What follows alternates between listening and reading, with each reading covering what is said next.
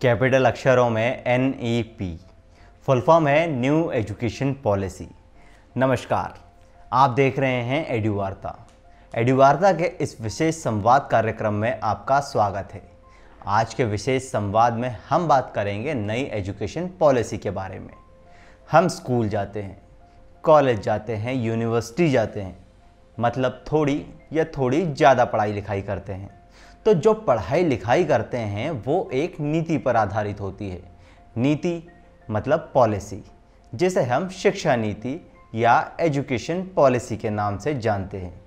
पुरानी है हमारे पास, पर अब नई आ रही है। असल में पुरानी में कुछ बदलाव किए जा रहे हैं। भारत सरकार नई शिक्षा नीति लाने को तैयार दिख रही है। ड्राफ्ट तैयार हो गया है जो कि पब्लिक डोमेन में 2019 से ही उपलब्ध है। लेकिन सवाल यह है कि इस पूरी नई शिक्षा नीति को लाने का उद्देश्य क्या है? आखिर क्यों लाई जा रही है नई नीति? पुरानी शिक्षा व्यवस्था से कैसे अलग होगी? विद्यार्थियों को क्या लाभ होगा? तमाम सवाल है, जवाब भी है। इस पूरे विषय पर आज सुकून से बैठकर बात की जाएगी। वैसे तो शिक्षाविदों मतलब ज़्यादातर पढ़ाई लिखाई वाले दुनिया में रहने वाले लोगों को उम्मीद थी कि 2020 के शुरुआत में शिक्षा सुधार के उपायों की घोषणा की जाएगी, जो कि शिक्षा प्रणाली को मजबूत करने में मदद करेगी। कृष्णास्वामी कस्तूरीरंजन देश के बहुत बड़े विद्वानों में से एक है। इसरो के चीफ रह चुके हैं। अभी राजस्थान सेंट्रल यूनिवर्सिटी और NIIT यूनिवर्सिटी के चांसलर है। काफ़ी लंबी चौड़ी प्रोफाइल है। इनकी अध्यक्षता में एक समिति बनाई गई थी, जिस समिति ने 400 पेज का राष्ट्रीय शिक्षा नीति का मसौदा तैयार किया था। समिति ने अपनी रिपोर्ट 31/5/2019 को ही मंत्रालय को सौंप दी थी। मसौदा राष्ट्रीय शिक्षा नीति 2019, अंग्रेजी के शॉर्ट फॉर्म में DNEP 2019 MHRD के वेबसाइट पर और MyGov इनोवेट पोर्टल पर अपलोड की गई थी। MyGov पोर्टल पर इसलिए अपलोड की गई थी कि इस नीति पर सभी लोग अपनी अच्छी बुरी राय दे सकें और हितधारक यानी स्टेक होल्डर्स अपने सुझाव, विचार और कमेंट कर सकें। हमको यह जानकर खुशी हुई और सुनकर आपको भी होनी चाहिए कि करीब 2 लाख से ज़्यादा सुझाव प्राप्त हुए। मतलब लोग अपना समय निकालकर इस विषय पर अपनी राय देकर गए। क्या हुआ इन राय और सुझावों का?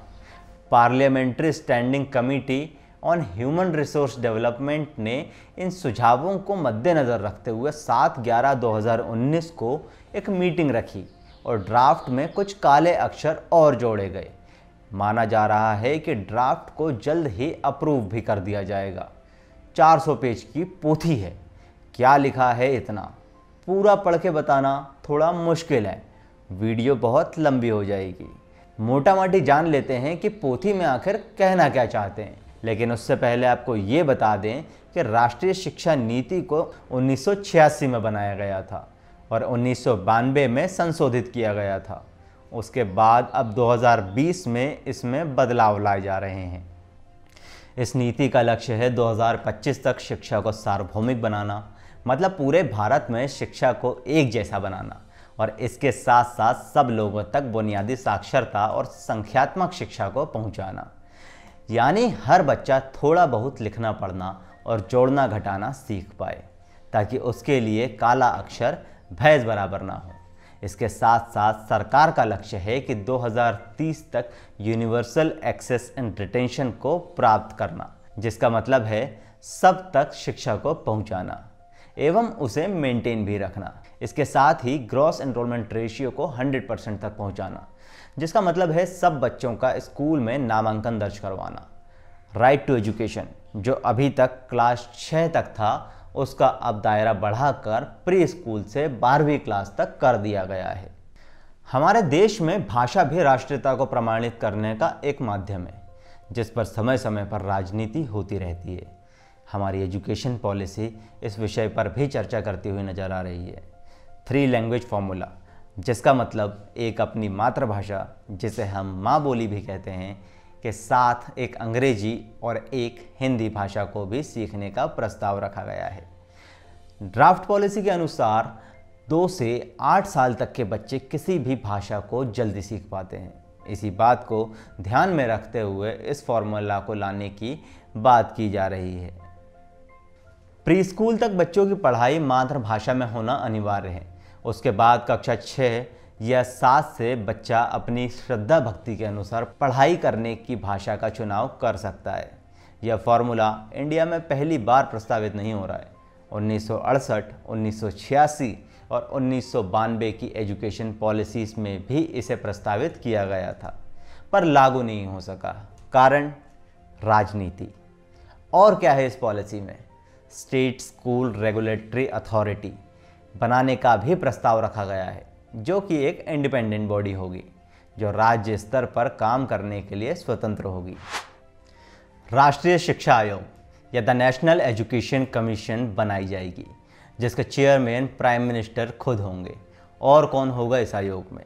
पढ़ाई लिखाई जगत के बड़े नाम, शोधकर्ता, यूनियन मिनिस्टर्स, हर चीफ मिनिस्टर को रिप्रेजेंट करने वाले लोग इस आयोग का हिस्सा होंगे।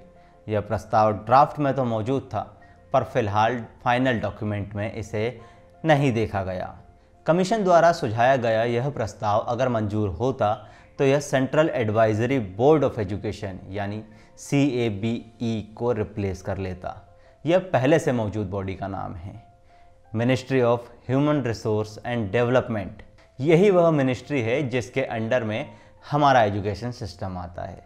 डॉक्टर रमेश पोखरियाल, जिनका नाम हम हमारे लगभग हर वीडियो में ही ले लेते हैं, वो इसके मिनिस्टर हैं। खबर में GK भी परोस दी हमने। वापस आते हैं तो इस मिनिस्ट्री का नाम बदलकर मिनिस्ट्री ऑफ एजुकेशन करने का प्रस्ताव भी रखा गया है। इंटरेस्टिंग बात यह है कि 25 सितंबर 1985 से पहले इसे मिनिस्ट्री ऑफ एजुकेशन के नाम से ही जाना जाता था। इसके अलावा कमेटी ने संस्थानों को इंस्टीट्यूशंस ऑफ एक्सीलेंस बनाने का प्रस्ताव रखा गया है। मतलब पढ़ाई लिखाई की क्वालिटी के नज़रिए से शानदार वाले कॉलेज और यूनिवर्सिटीज़। फ़िलहाल में भारत में 800 यूनिवर्सिटीज़ एवं 40,000 से ऊपर कॉलेज हैं जिनको इंस्टीट्यूशंस ऑफ एक्सीलेंस में बदला जाएगा, और इनकी संख्या 10,000 से 15,000 होगी। इस पॉलिसी में 3 टाइप की यूनिवर्सिटीज़ को बनाने का प्रावधान दिया गया है। एक जो सभी तरह के कोर्सेज रखेंगी पर मुख्यतः रिसर्च यानी शोध पर ध्यान देंगी। दूसरी जो मुख्यतः सभी तरह के प्रोग्राम्स और कोर्सेज पर ध्यान देंगी लेकिन रिसर्च भी कराएंगी। तीसरे प्रकार की यूनिवर्सिटीज़ में वो सारे कॉलेजेस आएंगे जो सिर्फ अंडर ग्रेजुएट प्रोग्राम्स को ही पढ़ाएंगे। कंफ्यूज मत होइए, चीज़ें वही हैं, बस प्रायोरिटीज़ आगे पीछे है। एक नए टर्म का नाम ले रहा हूँ, पहले सुन लें फिर समझते हैं कि टर्म में है क्या। High quality liberal education. High quality liberal education committee ने इसका सुझाव दिया है।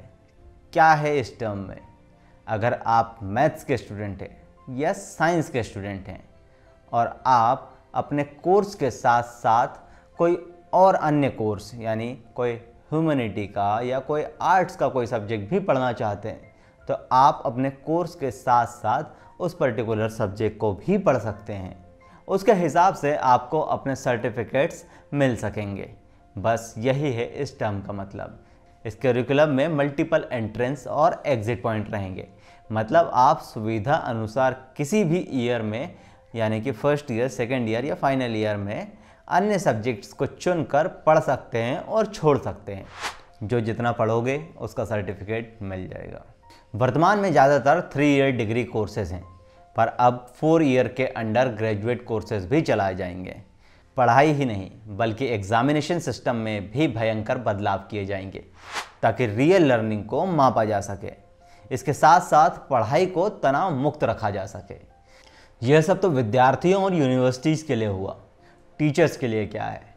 टीचिंग प्रोफेशन में भी कई बड़े बदलाव किए जा रहे हैं।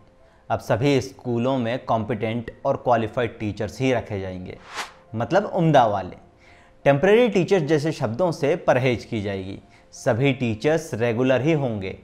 टीचर्स और टीचिंग प्रोफेशन को सेंटर ऑफ एजुकेशन सिस्टम में रखा जाएगा।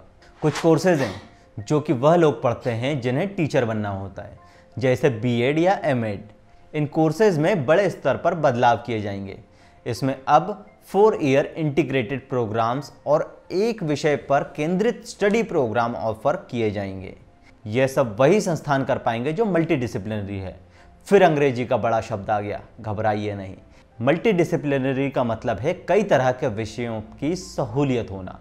इससे टीचर्स एक विषय के माहिर बनेंगे और साथ साथ अन्य विषयों पर भी उनकी पकड़ बनी रहेगी। कमेटी ने बताया कि पब्लिक फंडिंग को बढ़ाया जाना चाहिए। 2 सेक्टर होते हैं, एक पब्लिक और एक प्राइवेट। उदाहरण के तौर पर अब सरकारी स्कूल और प्राइवेट स्कूल समझ लीजिए। प्राइवेट स्कूल में पढ़ाई अच्छी होती है लेकिन फीस ज़्यादा, और सरकारी स्कूल में फ़ीस कम होती है और पढ़ाई भी कम होती है। इसलिए सरकारी शिक्षा में पैसा ज़्यादा लगाने की बात कही गई है ताकि कम फीस में अच्छी शिक्षा की जा सके। दिल्ली के सरकारी स्कूल इसका उदाहरण है। विद्यार्थी भी हो गए, टीचर्स भी हो गए, यूनिवर्सिटीज़, कॉलेज, स्कूल्स, सभी की बात हो गई। तो बचा कौन? एक क्षेत्र बचा जिस पर बात अभी तक नहीं हुई है, या यूं कहिए कि बात कम होती है, पर इस बार बात हुई है। नेशनल रिसर्च फाउंडेशन NRF, मतलब रिसर्च या शोध का क्षेत्र। NRF का एक स्वतंत्र बॉडी बनाई जाएगी। NRF एक स्वतंत्र बॉडी बनाई जाएगी। जब भी किसी एक नए एक्ट को लागू किया जाता है तो पार्लियामेंट में बैठक होती है और वहाँ उसे पास करने की बात की जाती है, उसे एस्टैब्लिश किया जाता है। उसी तरह इसे भी पार्लियामेंट के एक्ट के तहत ही एस्टैब्लिश किया जाएगा। इस ड्राफ्ट पॉलिसी के कुछ नकारात्मक पहलू भी हैं जिस पर अगर बात ना हो, उस पर चर्चा ना हो तो विशेष संवाद अधूरा रह जाएगा। पॉलिसी एमिनेंट इंस्टीट्यूट और हायर एजुकेशन की एजेंसीज की फंडिंग पर चुप है। ये इंस्टीट्यूट्स किस तरह से फंड हासिल कर सकते हैं? कमेटी ने परमानेंट इंडियन एजुकेशन सर्विस यानी IES कैडर बनाने का सुझाव रखा था, लेकिन फाइनल ड्राफ्ट में NEP में से यह नज़ारा दिख रहा है। यह सुझाव दिसंबर 2019 तक के ड्राफ्ट में था। अगर यह पारित होता तो एजुकेशन से जुड़े सभी पदों पर IES के थ्रू ही सिलेक्शन और अपॉइंटमेंट होती, जैसा कि रेलवे या अन्य बड़े पदों पर कॉम्पिटिटिव तरीके से एग्ज़ाम होने का तरीका है। फाइनल ड्राफ्ट पॉलिसी ने स्टूडेंट्स को स्पोर्ट्स, कल्चर या arts club, activity clubs, community service projects इत्यादि में पार्टिसिपेशन के लिए बहुत अपॉर्चुनिटीज़ दी है। इसके साथ साथ ग्रामीण क्षेत्रों से आने वाले बच्चों के लिए हॉस्टल की सुविधाएं बढ़ाने के साथ सिस्टमाइज्ड अरेंजमेंट्स की बात कही है ताकि ग्रामीण क्षेत्रों के बच्चों को मेन स्ट्रीम एजुकेशन सिस्टम में शामिल किया जा सके। फीस बढ़ोतरी या किसी और डिसीजन को लेने के लिए हर एक इंस्टीट्यूशन का प्रोसेस होता है, तो प्रोसेस में स्टूडेंट यूनियन लीडर का होना कहाँ तक सही माना जाए? फाइनल ड्राफ्ट में हायर एजुकेशन के इंस्टीट्यूशनल प्रोसेस में स्टूडेंट के इन्वॉल्वमेंट के होने या ना होने पर कुछ साफ साफ बात नहीं की गई है।